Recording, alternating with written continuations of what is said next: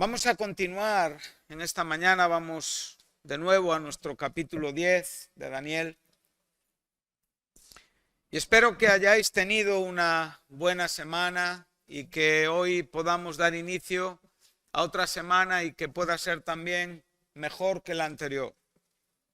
Todo lo que tenemos en el Señor siempre es mejor y siempre nos lleva de gloria en gloria, siempre suma, nunca resta en sus propósitos y bondad hacia nosotros. Los que restamos somos nosotros, que es un poquito diferente, pero este no es el tema.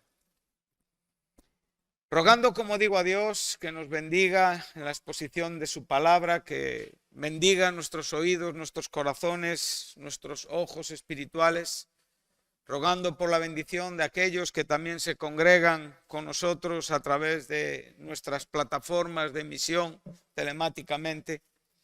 Pues vamos a dar comienzo al tiempo con la palabra.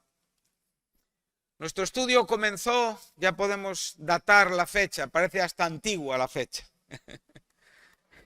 Nos hemos hecho viejos, o por lo menos yo me he hecho más viejo desarrollando esta enseñanza.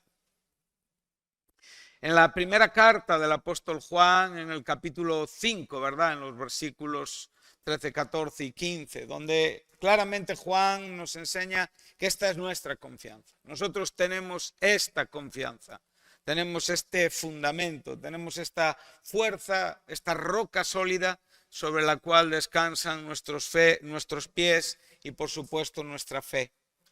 Que si pedimos algo conforme a su voluntad, sabemos que Él nos oye. Y si sabemos que Él nos oye, entonces sabemos que tenemos todas aquellas cosas que hemos pedido. Hemos podido ver la importancia de la oración. Hemos podido llegar hasta el capítulo 10 de Daniel. Y curiosamente, cuando estoy un poco preparando, ¿no?, lo que con la ayuda de Dios trato de compartir con todos vosotros, veo que en las enseñanzas semanales, tanto de domingo como de miércoles, o sea, van adquiriendo un camino muy paralelo. Y a veces estoy ante verdades que digo, pero Señor, es que esto lo tengo que guardar para el miércoles, porque esto pertenece más al miércoles. Pero al final ya no sé diferenciar, al final veo que se unen, ¿verdad?, las dos verdades. Y encuentro mucha satisfacción y mucho gozo en mi propia experiencia en el Señor. Entonces hemos llegado aquí hasta el capítulo 10 de Daniel y hemos podido desarrollar un poco de lo que este capítulo contiene. Hemos hablado de la cronología, hemos hablado de la narrativa, hemos hablado de la profecía, hemos podido ver muchas cosas necesarias para poder comprender, pero nosotros hemos usado este contexto para apoyarnos en aquello que era la razón de nuestra enseñanza, para que nuestra mente y nuestro corazón vuelva de nuevo a lo que nos ocupa y aquello que nos interesa enseñar. A veces no es fácil, como digo, porque nuestra mente va en el propio camino de la Escritura, que es muy amplio, es muy vasto, ¿verdad? Pero el Señor, lo que yo entiendo que quiere hacer con lo que yo estoy tratando de decir es llevarnos a este punto importante, la oración, ¿sí? La oración en la propia vivencia de Daniel, la oración en el conjunto de asuntos contextuales que hemos podido dar para dar también fuerza escritural a lo que queremos enseñar, y primeramente la trascendencia de la batalla, ¿verdad? O sea, la naturaleza de la oración, o sea, la oración es espiritual porque entra en un conflicto espiritual. Y no solamente entra en un conflicto espiritual, sino que va al mundo espiritual donde Dios está en su trono. Y por lo tanto la oración es la expresión, es la alabanza, es la adoración, es la queja, es el reclamo, es la súplica, es todo aquello que desde nuestro corazón queremos hacer llegar a nuestro Dios. Y en todo ese proceso, en todo ese desarrollo, hay una serie de situaciones que nos enseñan la trascendencia, la profundidad y la profunda guerra espiritual donde la oración se sume desde que el corazón de un cristiano ora y hasta que esa oración es escuchada por nuestro Dios en los cielos y es respondida. Entonces vemos que esa trascendencia supera con mucho nuestras expectativas y supera con mucho nuestro conocimiento y supera con mucho nuestros propios argumentos. Siempre tenemos que vernos con una inferioridad en cuanto a nuestra documentación para poder ser humildes delante de Dios. El hombre que viene ante la palabra entendiendo que ya entiende, creo que no va a entender nada. Necesita venir ante la palabra con una necesidad clara en el propio corazón. Entonces estamos viendo que la oración está en un contexto de batalla. Y hemos podido ver como el propio varón que con Daniel habló, él claramente le expresó esta batalla y se la enseñó en cuanto a las diferentes potestades que gobiernan el mundo. Esto ya hemos hablado, ¿verdad? Por otro lado, vimos la propia experiencia del orador, de aquel que ora. Y vemos que tratando de hacer algo íntegro, tratando de dar una sola pieza a la experiencia de Daniel, vemos que Daniel está experimentando diferentes momentos a lo largo de la historia que se nos está narrando. Él está entrando en momentos de una fuerte aflicción, entra en momentos de una falta absoluta de fuerzas, entra en momentos donde no tiene ni la capacidad de hablar, entra en momentos donde realmente no está comprendiendo nada y está bajo una presión tremenda espiritual, hasta que realmente él entra en la comprensión espiritual para poder descansar y fortalecer su vida. Entonces, todo esto son asuntos que nosotros los tenemos que ver en la experiencia de Daniel y tratar de buscarlos y entenderlos, como digo, en nuestra propia experiencia, ¿sí? Entonces, cuando estamos desarrollando estas cosas, entonces ya hemos visto con un poquito de amplitud todo esto. Pero ahora, para mí es muy importante que pensemos el porqué de muchas oraciones que no tienen una respuesta como la de Daniel, aunque pueda tardar un tiempo.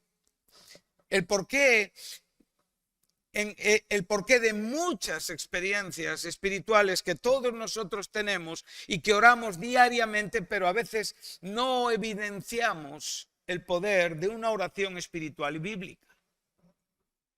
Es imposible que una persona esté delante del trono de Dios orando y no sucedan cambios en su corazón, en su mente, en su manera de pensar, en su manera de comportarse, en su manera de tratar a otros, en su manera en mejorar su propio orgullo, en mejorar todos esos asuntos que son resultados de la eficacia de la oración, porque sabemos que la oración y la palabra de Dios son los dos instrumentos, las armas poderosas de Dios en nuestras manos. Como bien decía el apóstol Pablo en 2 de Corintios, capítulo 10, verso 3, nuestras armas no son carnales, sino poderosas en Dios, capaces de destruir fortalezas. Estamos ante una metáfora de guerra, ¿verdad? Donde un ejército asola una ciudad y destruye su fortaleza para poder conquistarla. Y curiosamente dice que en estas armas poderosas en Dios,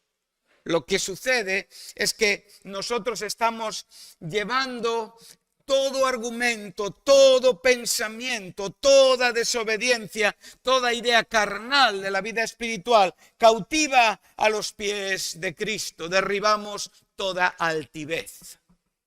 Y la palabra altivez es un edificio que se levanta ante Dios cual Torre de Babel. Exactamente igual.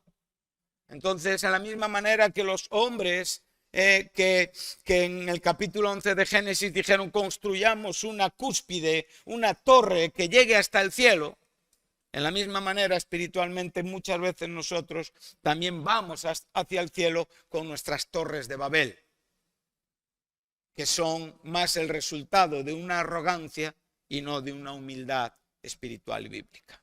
Entonces ahí ya tenemos el porqué de muchas oraciones que no se oyen. Hoy empezamos esta reunión así. Él es muy limpio de ojos para ver el mal.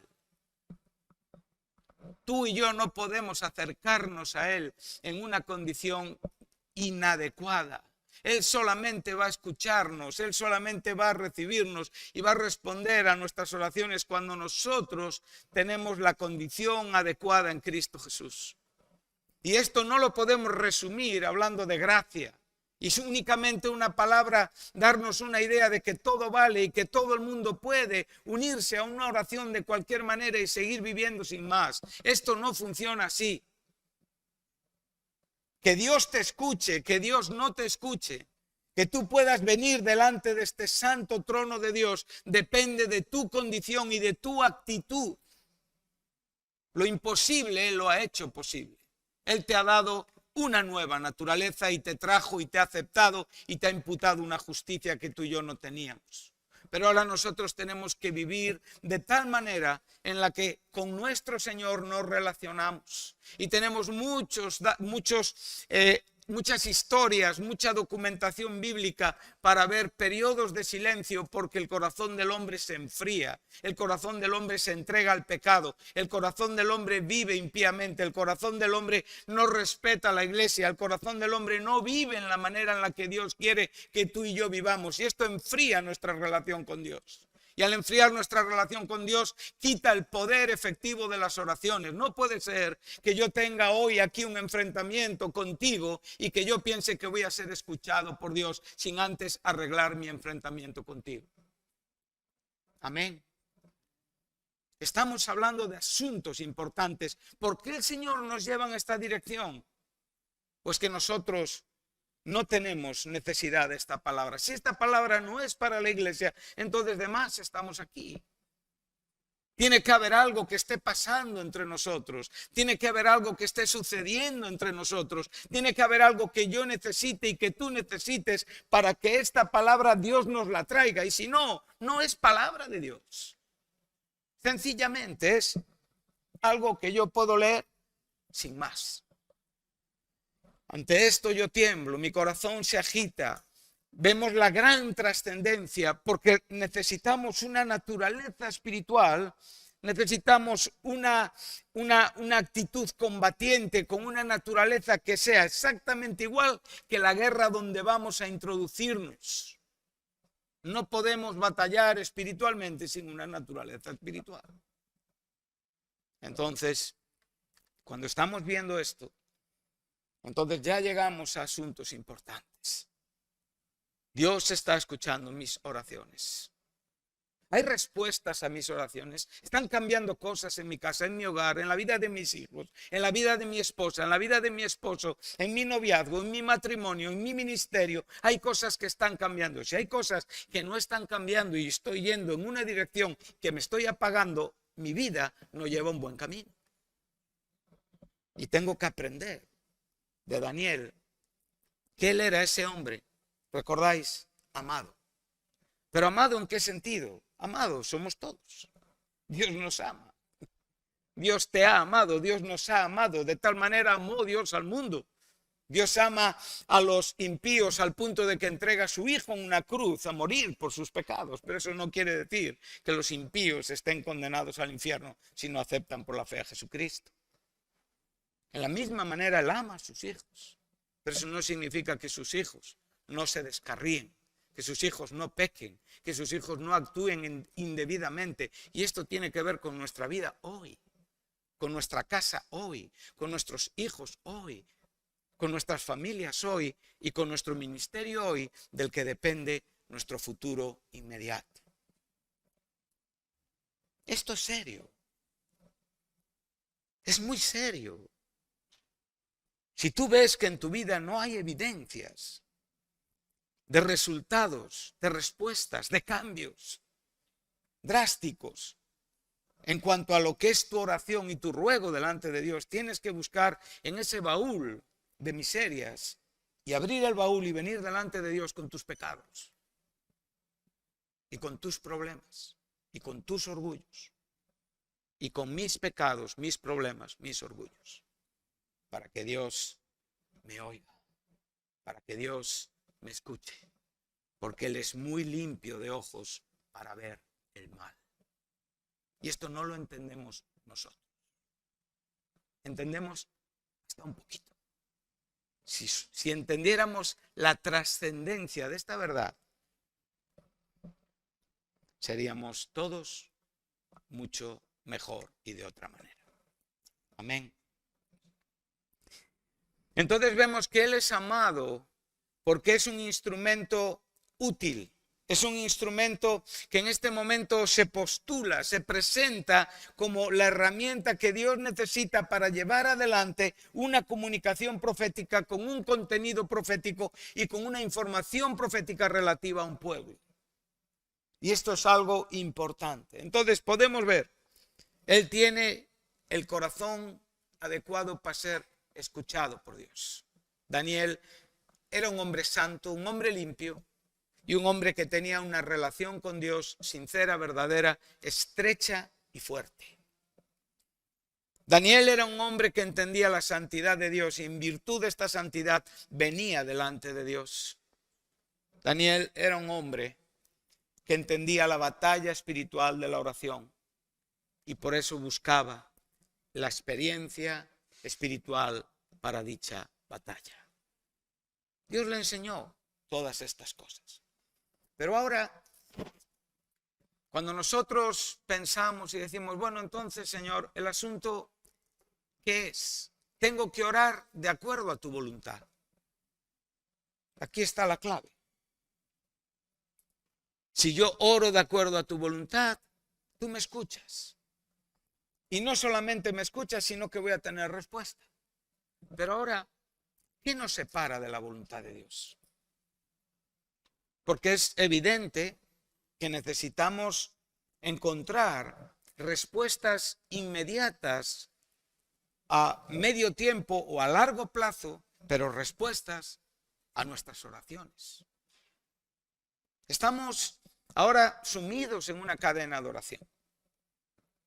Estamos orando todos los hermanos y hermanas que formamos parte de este lugar donde nos congregamos. Y estamos viendo que la oración está trayendo, como digo, contradicciones. Y la oración nos está enseñando que para seguir orando tenemos que arreglar asuntos. Que esto no es una lista o que esto no es una actividad que sencillamente la podemos poner dentro de un horario y no comprender la necesidad que tenemos de estar a la altura de lo que estamos tratando de hacer. Esto es lo que va a cambiar las cosas. Y esto va a ser muy eficiente. Pero ahora tenemos que pensar. Oramos conforme, de acuerdo a la voluntad de Dios. ¿Dónde descansa este asunto? ¿Qué fórmula matemática, usando una metáfora contable, necesito poder calcular para despejar la X? ¿Qué es la X en este asunto? Oración en voluntad igual a ¿qué? A ser oídos y tener respuesta. Ahora nosotros tenemos que saber qué es esta voluntad y qué relación guarda conmigo y tratar de ver esta voluntad en la propia escritura para poder extraer esa X. En mi opinión, la voluntad de Dios es entendida por el siervo cuando el siervo está absolutamente quebrantado. Si tú no estás quebrantado, no vives en la voluntad de Dios. Aquí tenemos la base de nuestro éxito, el quebrantamiento. Muchos cristianos pasan horas en la iglesia, pasan horas con la Biblia, pero algo falla en ellos, no son quebrantados. Hay algo que a veces percibimos en nuestras propias vidas que huele más a hombre natural que a hombre espiritual, que da un cierto olor que no tiene que ver con lo espiritual y que nos frustra, ¿verdad? Que nos decepciona, que nos desanima y que Satanás aprovecha sencillamente para decirte esto no es para ti. Tu vida tiene que ir por otro lado, por otros derroteros. Tú no estás preparado para ser cristiano. ¿No ves que tu corazón ama al mundo?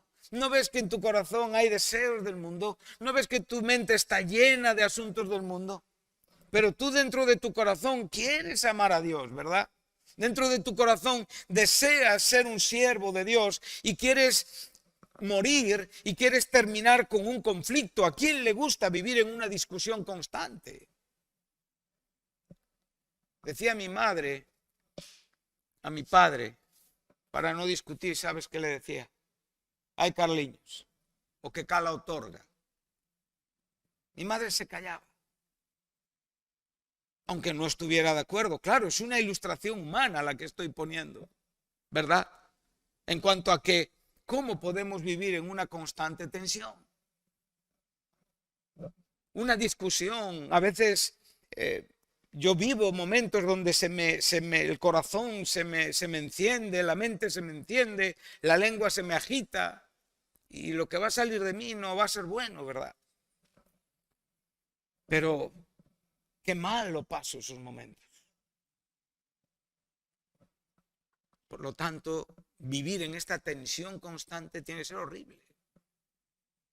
Entonces, como digo, esa discusión o ese conflicto se termina cuando tú entiendes qué significa ser quebrantado. La palabra quebrantar o quebrar en la escritura es romper en pedazos de tal manera que no se puede componer de nuevo. Muy sencillo, muy fácil de entender. Y eso lo explica muy bien el asunto del alfarero. No puedo yo hacer con mi pueblo lo mismo que hago con estas vasijas, rompo y hago otra. Pero este quebrantamiento no es tan fácil de experimentar, porque requiere unas condiciones, requiere que se den una serie de situaciones en tu corazón, en tu mente y en tu vida para poder llegar a experimentar la experiencia más necesaria para ti, para poder pedir conforme a la voluntad de Dios.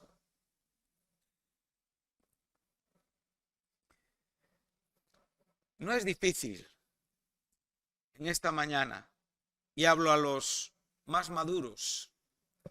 Me puedo dirigir en este momento a las personas con más experiencia cristiana, saber de qué estamos hablando.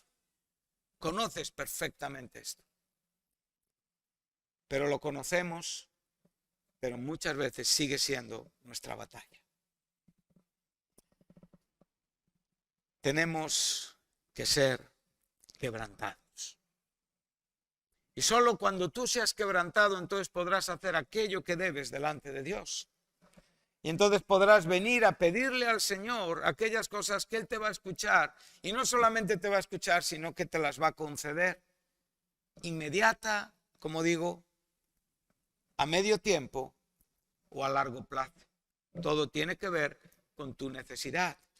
Si tú estás embarazada y estás viniendo delante de Dios y estás pidiendo que mi niño salga sano, el niño no va a nacer al día siguiente, nacerá en los 9 meses de concepción. Pero tú igual necesitas una respuesta en minutos del Señor. Y el Señor sabe que esa respuesta es necesaria, te la va a conceder, vas a tener esa respuesta. Esto lo tenemos en la Biblia muchas veces. O a lo mejor te va a tener en un tiempo de espera, pero te va a conceder aquello que tú has pedido. Como fuere, tenemos un abanico muy amplio. Pero si algo podemos aprender es que Daniel era un hombre quebrantado. Un hombre que procuraba la gloria de Dios antes que todo y antes que nada. No había nada más importante que la gloria de Dios. Jesús le dijo a los fariseos, ¿os acordáis? En el capítulo 5 del Evangelio de Juan, dice, yo sé que vosotros no tenéis el amor de Dios en vosotros. ¿Por qué? Porque procuráis la gloria los unos de los otros y no buscáis la gloria que viene del Dios único. Daniel era un hombre que buscaba la gloria de Dios. Y para buscar la gloria de Dios necesitamos un corazón quebrantado. Amén. Entonces, vamos un momento al libro del profeta Amós. Vamos a estar unos minutos en un texto y vamos después a dar un salto cronológicamente cuantitativo hacia adelante. Oseas, Joel, Amós. Si tenemos este orden de los profetas menores que en la Biblia hebrea forman un solo libro.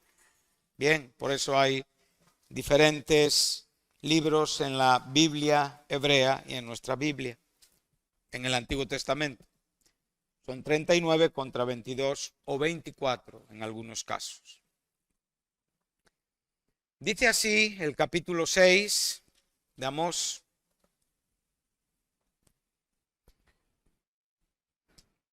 Estamos en los tiempos del rey Uzías en el sur y del rey Jeroboam II en el norte, o sea, el hijo del rey que compartió reinado con Roboam cuando el reino fue partido, para que tengamos una idea cronológica. Estamos unos 200 años antes de que Daniel tuviera la visión que estamos estudiando. Estamos en los tiempos de ese famoso terremoto que sucedió y del cual Zacarías nos da detalles en los tiempos de Uzías. Dice así el verso 1. ¡Ay de los que están reposados en Sión! Observa que Amós es un profeta nativo de Tecoa, que es Judá, es el sur. Pero sin embargo Amós tuvo una profecía a los dos reinos, al norte y al sur. Y mira lo que te está diciendo. Él te está diciendo, mira, hay de aquellos que están descansados en su reino. Nos está hablando de Judá en estos momentos, ¿verdad? El reino del sur. Pero ahora dice, y de los que están confiados, ¿dónde? En el monte de Samaria. Ese monte era el monte Gerizim, del cual la propia samaritana, fíjate si tenía influencia espiritual en el corazón de los hombres y mujeres de este tiempo, religiosamente hablando, en cuanto a la relación con el Dios de la Biblia, que decía nuestros padres adoraban en ese monte. O sea, era su forma de ser espiritual. Tú tienes una forma de ser espiritual. Gracias a Dios, no es Sión ni es Gerizim, es Cristo. Nuestra autoridad para venir delante de Dios es Cristo. Y nosotros venimos espiritualmente a este monte que muchas veces hemos estudiado que significa autoridad. Monte es una expresión física, pero simbólicamente nos habla de autoridad. Entonces nosotros venimos a Cristo. Por eso Jesús le contestó, viene la hora en que los verdaderos adoradores adorarán al Padre en espíritu y verdad, porque tales adoradores Él busca. Ahora yo tengo que pensar esta palabra. Es una idea, aquellos que están confiados en su religión, en su fortaleza. Samaria era una fortaleza también inexpugnable. Le costó 3 años para ser conquistada por los asirios. Era una fortaleza fuerte, inexpugnable. Y ellos confiaban mucho en esto. No nos va a pasar absolutamente nada. Dice los notables y principales entre las naciones a los cuales acude la casa de Israel. Fíjate cuánto va a ocupar el profeta en 3, 4 versículos. Pasad a Calné, es una ciudad fundada por Nimrod, y mirad y de allí a la gran Hamat.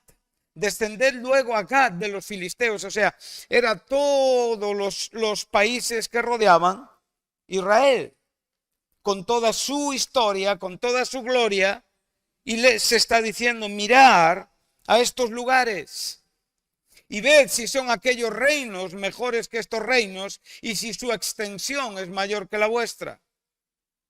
Está diciendo Dios que en la misma manera que actuó con estos reinos, va a actuar con ellos.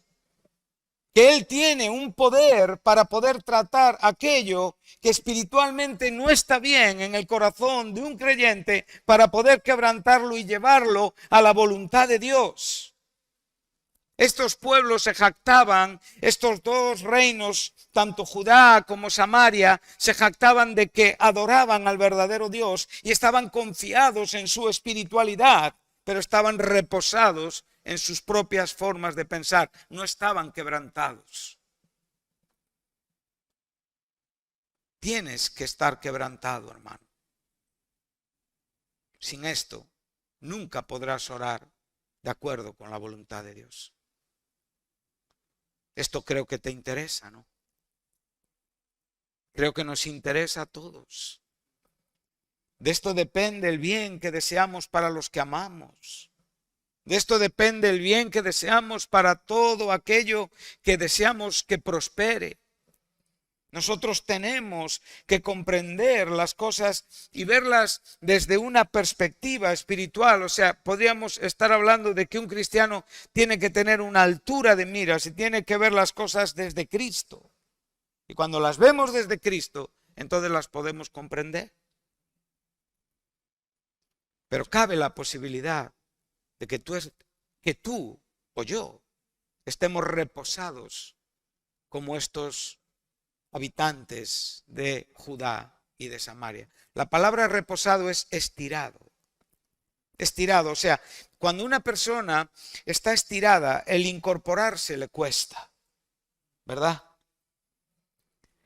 A veces cuando irrumpen en alguien en nuestras casas, entran y estamos estirados en una posición cómoda, durmiendo la siesta. En ese momento nos sentimos incómodos, ¿verdad? Es algo que nos incomoda y algunos lo arreglan con una acción de estas inmediata, casi brusca, ¿verdad? Donde la manta por un lado, el cojín por el otro y oh, buenas tardes. Otros quedan donde están, estirados. Pero de una manera o de otra es la idea de poder enseñar qué es lo que nos están diciendo aquí, Amós. Estirados, cómodos, reposados, confiados en nuestra religión. Cuando Amós está hablando, 30 años después, el reino del norte se acabó. Y desde que Amós habló, el reino del sur duró 150 años más después de que el reino del norte se acabó. Devastados por completo. ¿Por qué? Por no ser un pueblo quebrantado. Esta es la razón. Tú me dirás, no, por su pecado, claro, pero el pecado es la evidencia de que tú no estás quebrantado.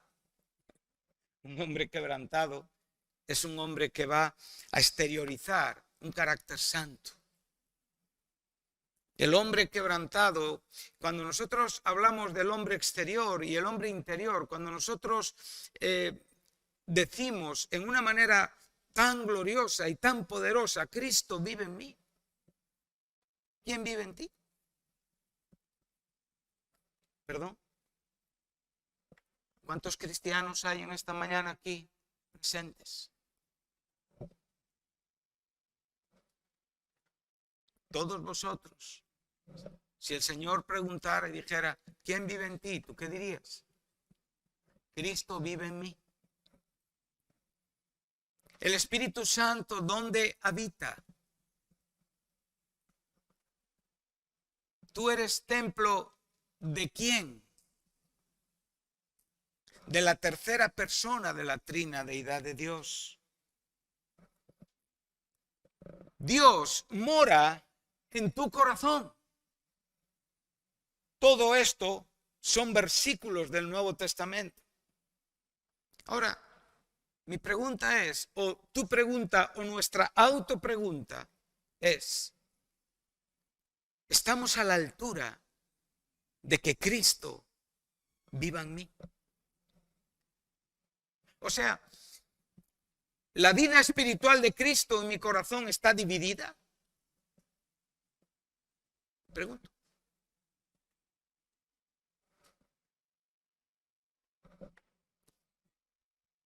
Es una buena pregunta.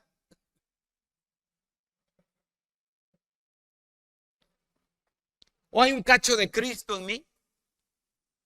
O sencillamente ahí en ese espacio está Cristo y está el pecado y está todo mezclado, la naturaleza carnal. ¿Es así bíblicamente? Cuando tú dices, Cristo vive en mí, Cristo mora por la fe en mis corazones, en mi corazón, el Espíritu Santo, yo soy un templo del Espíritu Santo, soy un templo de Dios, estás diciendo que la totalidad de quien Dios es, reside y descansa en el trono de tu corazón.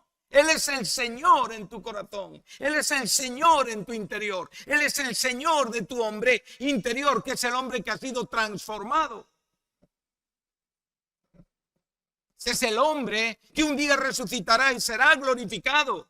Ese es el hombre que partirá a la presencia de Dios. El hombre exterior se pudrirá en una tumba si nos morimos, y lo que resucitará será tu identidad en Cristo, con un cuerpo nuevo, con una vida nueva, con un entender nuevo y con una capacidad de no pecar nunca. Porque esta será la vestimenta, la condición adecuada para poder estar con Dios en la eternidad. Amén. Pero sin embargo, el Cristo que vive en mí es capaz de odiarte. ¿Cómo es esto? Pero no es Cristo el que odia, ¿verdad? Soy yo, pero vive Cristo en mí. ¿Cómo es esto?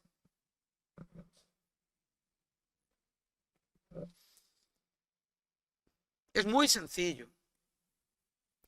Hubo un cristiano llamado Watchman Nee, un hombre profundo, bastante profundo en sus apreciaciones y a veces difícil de comprender mucho de la escritura que él tiene. Pero una de las cosas que una vez yo leí de él tenía que ver con esto, con el hombre quebrantado.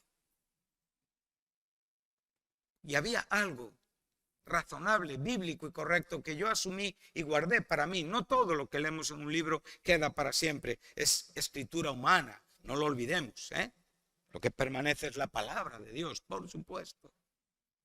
Pero recuerdo muy bien que cuando yo no entiendo lo que es el hombre interior y que el quebrantamiento tiene que producirse en el hombre exterior, o sea, aquello que yo manifiesto a otros evidencia la fuerza y la realidad de mi vida en Cristo Jesús aquí dentro, aquí dentro. Entonces el hombre exterior está asociado con el pecado, el hombre exterior está asociado con la carne, el hombre exterior está asociado con los vicios. Ese es el viejo hombre. El nuevo hombre está en Cristo Jesús. Hemos sido creados en Cristo Jesús, recreados, creados de nuevo. Somos nuevas criaturas. Por lo tanto, tenemos que estar a la altura, hermanos, de nuestra vida en Cristo Jesús. Y una evidencia de que no estamos quebrantados es que vivimos reposados en nuestras religiones y siempre nos frustramos porque tropezamos con la misma piedra. Y eres llamado a ser feliz en el Señor. Eres llamado a gozarte en el Señor. Eres llamado a ser un cristiano completo, pleno, a ser un cristiano con gozo, a ser un cristiano que comprende conceptos, a ser un cristiano que frena los mecanismos espirituales de maldad y que claramente entiende que en la cruz del Calvario ha muerto el hombre de pecado para nacer un nuevo hombre en Cristo Jesús. Cuando empiezo a asomarme a estas realidades, no vivo en doctrinas que no comprendo, vivo en doctrinas que se van asentando como rocas sólidas de verdad en mi propio corazón y que cada vez mi hombre exterior, o sea, el hombre que tú ves, el hombre que tú percibes, el hombre que tú oyes, se parece más a Cristo Jesús. Y si esto no te preocupa, estás perdiendo tu tiempo. A veces Satanás te dice, esto no es importante, ¿para qué? No leas eso, eso son historias, ya un día cuando estemos en la presencia de Dios se nos aclarará, y despreciamos la escritura. ¿Por qué? Porque a veces no somos capaces de entender conceptos, lenguaje, y con la misma despreciamos. Eso es el hombre orgulloso. Ese no es el hombre quebrantado, ese es un hombre orgulloso. Otras veces vamos más allá de lo que tenemos que decir y casi damos la impresión de que sabemos más que todos y más que nadie. Ese sigue siendo el hombre exterior, un hombre orgulloso. Pero cuando ese hombre, tú lo diferencias, claramente te dice, despójate, el apóstol Pablo, en el capítulo 4 de los Efesios, creo, versículo 22, 23, 24, ahí lo tienes, no te puedo precisar. Vamos a precisarlo porque me parece importante, no está aquí en mis notas.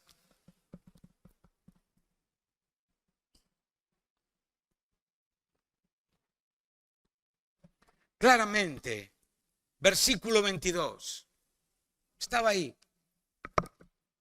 En cuanto a la pasada manera de vivir, despojaos de ese viejo hombre que está viciado conforme a los deseos engañosos. Aquí es desvestirse, es sencillamente sacar una prenda que tenemos puesta y dejarla donde no la vamos a usar más. Porque cada vez que ponemos esa prenda, el vicio viejo del hombre viejo viene con ella. Y renovaos. ¿Dónde? En el espíritu de vuestra mente. Pablo está diciendo en tu inteligencia espiritual, en tu comprensión espiritual. Esto es lo que tenemos que hacer, hermanos. Jóvenes, hermanos, hermanas, familias. Tenemos que crecer en el conocimiento de nuestro Señor Jesucristo. Tenemos que empezar a aprender a erradicar todo aquello que no conviene, a tratar con dureza, a tratar con rigor. ¿Qué estás diciendo? Estoy diciendo que aquí está el trato. La cruz no deja nada con vida. La cruz mata. Y la cruz produce la vida. No la cruz, sino aquel que murió en ella y resucitó al tercer día. Que está absolutamente involucrado y está unido inherentemente a lo que cuando hablamos de la cruz no hablamos de la madera, hablamos de Jesucristo. Por eso Jesús dice que lleves la cruz, es su manera de vivir. No es que tú lleves una madera encima, es que adecúes tu vida a la forma de vivir de Jesucristo. Y eso solamente se va a ver exteriormente. ¿No? Hay que tratar con la vida, hermanos. Esto no es que cuando oro me saco el traje y cuando no oro me lo pongo. No, esto es que en cuanto a esta pasada manera de vivir, despojaos del viejo hombre, desvístete. Porque este viejo hombre está viciado. ¿Qué quiere decir Pablo? Que no puede actuar de otra manera. Es imposible que sea de otra forma. Pero dice que te renueves. ¿Dónde? En el espíritu de tu pensamiento. Entonces, a veces en la vida, cuando vivimos contradicciones, qué bueno es cuando a veces tenemos que venir delante de un hermano y lo que en ese momento expresamos nos tensa, nos molesta, pero lo que queremos es sacar aquello que nos pesa. Pero a la vez tenemos que aprender la lección. Es bueno, como digo, sacar lo que nos pesa, pero es muy malo volver a vestirnos de lo mismo y después de un año tener los mismos problemas. Eso es porque algo falla en el renuevo de nuestra mente. Amén.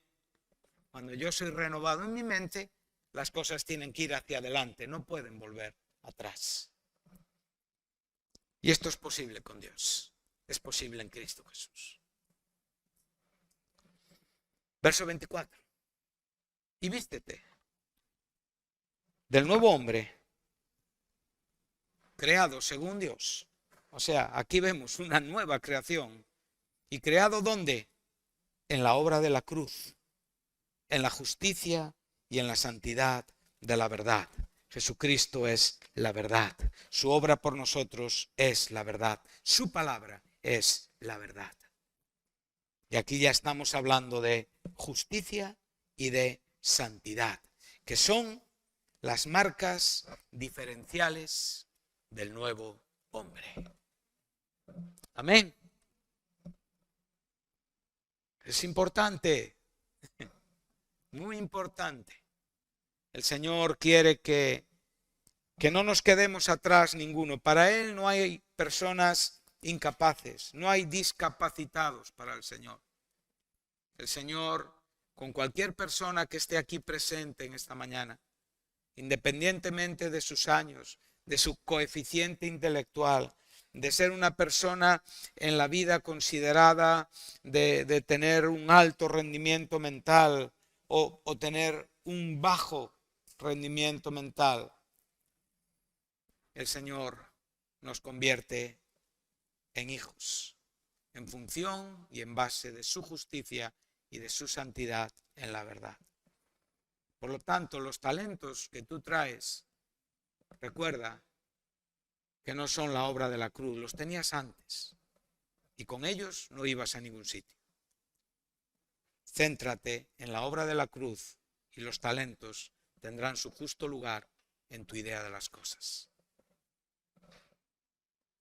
Muchos, como digo, vienen con nosotros y continúan después, pero el nuevo hombre es un nuevo hombre, no tiene nada de lo anterior. Amén. Bueno, pues ya está, es muy sencillo. Verso 25, entonces con esta alta teología que estamos leyendo, con esta situación tan gloriosa que estamos leyendo, Dios mío, pero ¿cómo vamos a despojarnos del viejo hombre? Nos vamos a vestir del nuevo hombre y toda una potencia espiritual. Verso 25, desecha la mentira. ¿Hay alguien aquí que no pueda dejar de mentir? ¿Qué es la mentira? La mentira es decir aquello que no se corresponde con la verdad, en su totalidad. No en un poco o parcialmente, en su totalidad. Es adecuar las respuestas y las frases a poder proteger tu orgullo y esconder muchas de las miserias que hay en nuestros corazones y que claramente exponen mucho más a un hombre no quebrantado que a un hombre quebrantado. Empieza a tratar con la mentira.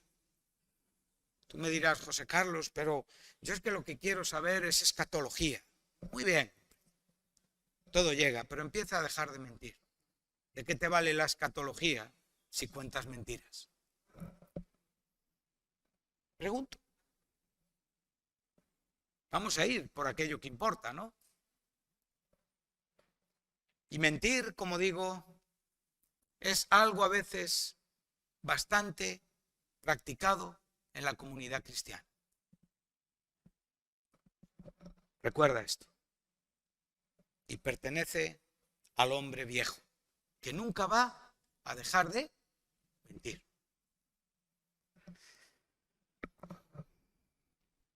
Este texto no estaba en las notas. Ahora dice, habla la verdad. Bueno, es la antítesis de la mentira. Cada uno con el prójimo. Razón, entiende el cuerpo de Cristo. Asunto que hablaremos, si podemos, un poco más adelante. Enfádate, pero no peques. ¿Qué está diciendo Pablo? ¿El enfado es un fruto del Espíritu? ¿Os acordáis? Tratamos de esto. Jesús se enfadó, pero su enfado era un enfado basado en el celo de Dios. O sea, sencillamente se opuso en una manera enérgica y categórica y rigurosa. Pero aquí estamos hablando de otro tipo de enfado. O sea, es la respuesta carnal que defiende tu posición, o tu argumento, o tu pensamiento, o sencillamente aquello que te agrede a ti. Entonces, en esa defensa sale mi enfado.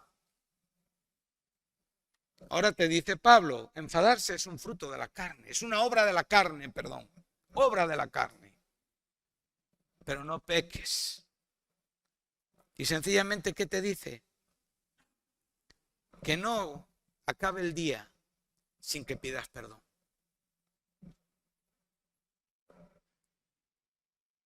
Porque si no pides perdón, no eres un hombre quebrantado.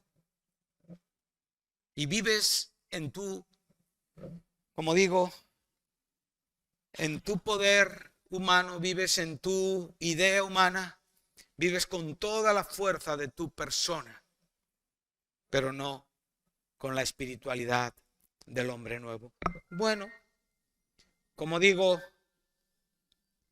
no se ponga el sol sobre tu enojo y ahí terminamos. Os animo a que leáis el resto, pero no tenemos tiempo. No des lugar. ¿A quién? Al diablo. ¿Y cómo damos lugar al diablo? Evidentemente, dando rienda suelta a nuestro viejo hombre. Seguimos. Podemos ver, volvemos a Amós y vamos ya, como digo, cerrando nuestro tiempo.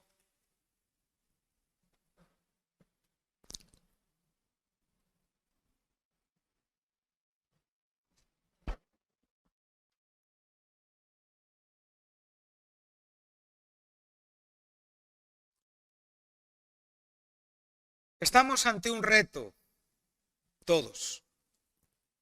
Ahora dice, oh vosotros que dilatáis el día malo. ¿Qué es el día malo? Bueno, sencillamente el día malo es ese día de juicio de Dios, ¿verdad? O sea, ese juicio que está manifestándose en el propio día a día de maldad donde ellos están viviendo. O sea, ese día malo relacionado con ellos tiene que ver con la posición reposada, relajada, descansada y que continuamente está mostrando que no hay quebrantamiento en el corazón. Pero Dios les está diciendo, tú piensas que hoy no ha pasado nada y mañana vuelves a hacer lo mismo y no ha pasado nada, y pasado vuelves a hacer lo mismo y no ha pasado nada. Y esto es lo que le está diciendo Dios, le está diciendo, viene el día en el que yo voy a juzgar esta actitud. Y la voy a juzgar porque vosotros estáis dilatándola, estirándola, extendiéndola. Dice, y acercáis la silla de pecado. Esto nos trae a la mente el Salmo 1, ¿verdad? Que nos enseña, bienaventurado el hombre que no se sentó en silla de escarnecedores, en silla de pecado, en silla de iniquidad. Duermen en camas de marfil y reposan sobre sus lechos y comen corderos del rebaño y los novillos en medio del engordadero, ¿verdad? Es una vida de absoluta bendición. Gracias a Dios. Puedo imaginarme a estos hombres levantarse por la mañana y dar gracias a Dios por todo lo que tenían. Gracias a Dios por todo lo que tengo. Gracias a Dios. Pero piensa un momento que esto puede llegar a ser muy vacío. Puede llegar a ser muy religioso. Puede llegar a ser muy peligroso porque tú estás descansando en asuntos que el diablo engañosamente te está privando de ver tu principal necesidad, que es el quebrantamiento. Pero tú estás viendo hacia otras cosas. Comemos cada día, desayunamos cada día, cenamos cada día, vestimos cada día. Tenemos algo de economía para nuestras necesidades. Estamos siendo bendecidos por el Señor con tantas cosas. Mira, tú puedes ser muy bendecido por Dios con muchas cosas y tener un corazón que no está quebrantado. Y esto es muy molesto. Oír esto es muy molesto. Nadie le gusta que hurguen en su interior. La respuesta a esto es siempre: no es para tanto. La respuesta a esto es exagerado. La respuesta a esto sencillamente es molestia. Porque es muy complejo y muy complicado de aprender a ver que a veces la bendición que tenemos no necesariamente es la realidad santa que vivimos. Y esta es la enseñanza que tenemos aquí, hermanos. Es seria. Es muy importante que en nuestro corazón empecemos a erradicar absolutamente todas aquellas conductas que nos llevan hacia el precipicio. Al precipicio uno se acerca muy poquito a poco, pero cuando estás ahí ya en el borde del precipicio, solo se necesita de un pequeño empujón para perder el equilibrio. Lot no vio Sodoma. Lot vio una tierra de pastos y de ganados. Y puso una tienda hoy, y otra tienda mañana, y otra tienda pasado. Y poquito a poco se fue acercando a lo que fue la ruina y la destrucción absoluta de toda su familia y de su fe, angustiando cada día su alma justa y afligiéndola en medio de la depravación de lo que Sodoma era y representaba. ¿Quién le llevó hasta ahí? El hombre viejo. Poco a poco. ¿Verdad? Como dice el proverbio. Poco a poco. Dormitar un poquito aquí, dormitar un poquito allá. Ciertos permisos que me doy, pequeños, pequeños. Pero tu necesidad viene como caminante. Esto es lo que está diciendo Dios aquí. Aplicado a la propia experiencia de Daniel y aplicado a la necesidad que tenemos de poder orar de acuerdo a la voluntad de Dios. ¿Para qué, hermanos? Para ser ¿qué? Oídos. Y para poder tener aquellas cosas que estamos pidiendo, porque pedimos conforme a su voluntad.